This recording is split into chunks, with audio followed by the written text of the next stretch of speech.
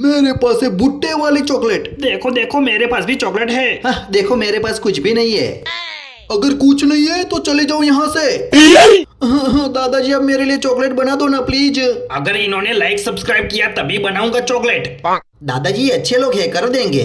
तो चलो इस टूटी चॉकलेट को इस बर्तन में डाल के इंडक्शन कुकर में रख देंगे ताकि ये चॉकलेट पिघल सके। दोस्तों हमारी चॉकलेट पिघल के तैयार है। अब इस पिघली हुई चॉकलेट को हम इस ढक्कन में डाल देंगे। अब इस ढक्कन को उल्टा कर चॉकलेट को निकाल देंगे।